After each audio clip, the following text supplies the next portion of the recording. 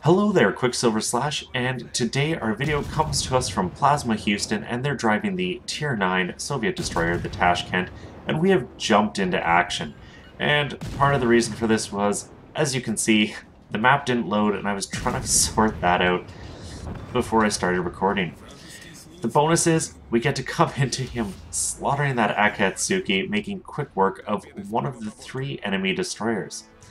And speaking of the enemy team, you can see this is a great matchup. 2 tier 9s, the rest are 8s and 7s, and, well, Plasma just took care of the enemy destroyer advantage. Now, the Tashkent has been a tricky ship for me. At tier 8, I just didn't enjoy it.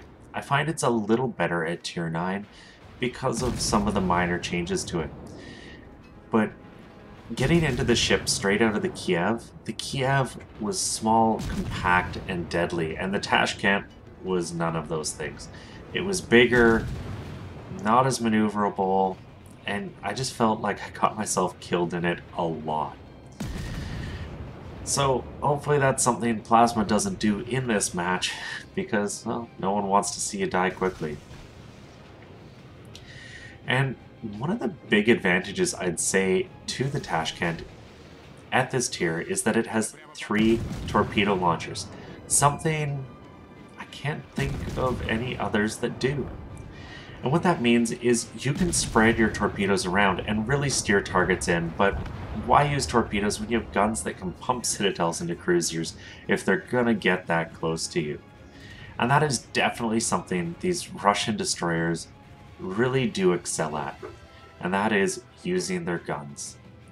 I really feel the Americans come somewhere in between the Russians and the Japanese. The Americans make good torpedo boats when played correctly, and decent gun destroyers, but that loft on the shell really hurts them at long range. The Russians do not suffer that. The trajectory on these shells is amazing, and you can hear the guinea pigs agree with that assessment. So next up, after getting this cap, I would be focusing on running down that Z-23.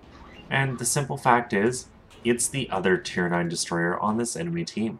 If you can get rid of it, you really do take a stranglehold on an advantage. And anytime you're in a destroyer, if you feel you're in a position to get rid of the enemy destroyers, do it. Because once they're gone, your detection advantage over enemy ships is really your biggest asset. And you can sit and kite all day and just spot things for friendly players, and that is invaluable at the end of a game.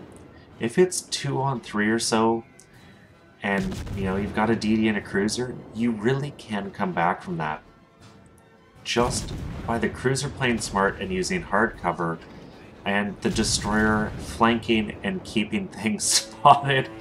And, well, I didn't see that Izumo, neither did Plasma, as he T-bones into that Japanese battleship. But he was definitely a little tunnel visioned in on that Iowa, who he's lit some fires on, and you can see they are burning away. And that's exactly what you want to have happen. But I don't think that Iowa is damage controlled, so that flow of damage may stop at some point here. And it looks like it has, which is a little unfortunate. You kind of always hope that your fires or floods are just going to go forever. But just because the Iowa's put his fires out doesn't mean there's not plenty of targets to take advantage of. And in the meantime, you can see the Z-23 has popped their smoke, and this is a situation where you keep your distance. German cruiser, it has hydro. Charging in on that smoke is not a wise decision, simply because they're going to see you, you're not going to see them. They can probably get some torps into you in awkward positions and really catch you off guard. And then more and more, that's how I have been playing these German destroyers. But the Z-23 decides he can gun duel this Tashkent, and that's a mistake. Plasma making quick work of the remaining health on that Z-23, taking him out, picking up his second kill, and he's at almost 43,000 damage here. but more importantly, he's in the cap. The enemy team in this battle got into Alpha and Bravo very quickly, and it has afforded them a good point lead despite the fact that they're actually down 2 ships. So if I were in Plasma's position right now, I would just be slowing up, popping my smoke, that way you can still fire, and you get the cap. And it looks like they're doing just that as these bombers come in, unfortunately landing a hit and resetting those cap points, which means Plasma's going to have to hang out here just a little longer, but I don't think he'll complain. He's got plenty of targets to shoot at, and lots of damage he can do from in here. You can see he takes some shots at the Bismarck, switches over to the Amagi, and often that's what you do in ships when you're trying to start fires, is you've got to vary your targets. If you just keep pumping ammo at one ship, you know, when you do light a fire, you've got so many volleys going their way, you've wasted opportunities to light those fires on other ships. And there's a definite balancing act there. And the Cyclone has closed in, and this really is going to be a massive advantage, in my mind, to Plasma's team. They've got a numbers advantage, and for the most part, they are grouped up pretty decently, and it looks like I cannot pull my mouse off to kind of highlight some things on the map, which I guess is for the best since there's nothing on the map land-wise. And here comes the Fletcher. And I think I made a mistake earlier. I was calling the Z-23 a Tier 9 destroyer. It is a Tier 8, and I made a blunder there.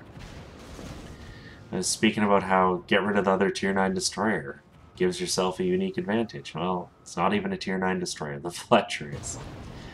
So clearly, I've got to go drink something or take something because my mind is just not working quite like it does all days. And what will be interesting here is to see if that Fletcher makes the mistake that all bad destroyer captains make, and that is just sit still in their smoke. Now, based on him momentarily getting spotted there, I'm gonna say he has left the smoke. And it's a good thing because Plasma dumped his peds all straight at him. That would be a quick way to leave the game. And things seem to really have actually slowed down with this Cyclone. Plasma's team's still just hanging out at Bravo. Looks like he's found himself another target, in this case, that enemy Amagi. And definitely not something you want to be alone against. He may be a destroyer, he may be fast, but the Tashkent is a big target, and that's one of its downsides. But he gets the torps off and starts putting his guns to work, and Fletcher gets respotted. So he switches over. The Amagi's about to leave detection anyways. No use paying attention to him. Get rid of the threat, which right now is this Fletcher. You can see the torps coming in. He's well clear of them. And just look how flat the trajectory on these shells is. Now, at the same range, the American would be having huge trouble hitting back just because of the loft those US shells have. And 3 torpedoes into that Amagi. Not bad. A pair of floods, 4 torpedoes. Some really good damage. Unfortunately, the flood's not going to stick. And that's where you wish you lit a couple fires, force the cooldown, so that when your torpedoes hit, the floods do the damage. And when I play destroyers, that is something I really do focus on. So if you ever come against me and I'm shooting my guns at you a lot, odds are I'm trying to start a fire because my torpedoes are on their way to you. So, hint hint, you might want to turn your rudder. And that really is, I'd say, good advice against any destroyer. Next up is this Nagato, and Well, he doesn't stand a chance. You got a Scharnhorst and the Tashkent. He goes to shoot the Scharnhorst, interestingly. If I were that Nagato, I would have shot at Plasma. Sure, Plasma's not as easy to hit, but you can one-hit him, whereas that Scharnhorst was pretty much nose in. No way you're finishing him off, and... oh, there's that Amagi again. With a few more seconds on that smoke deployment, Plasma manages to get his bow around and get some more peds off.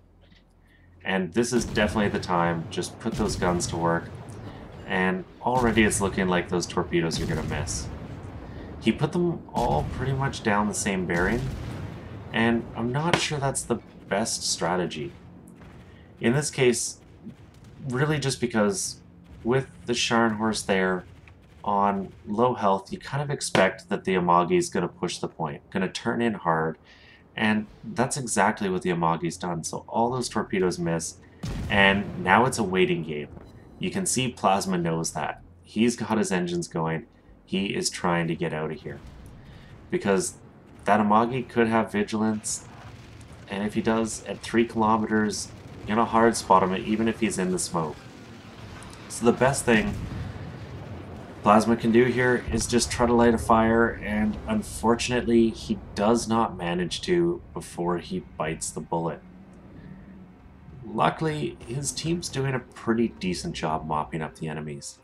They finished off the Iowa that was up near Charlie, leaving just that low health Amagi, the Bismarck who has run down to the south with the Hiryu, or at least that's where he was last seen. So, because I don't have any ability to control right now, I'm gonna hop to the post-battle rather than watch this juddery stern of a York.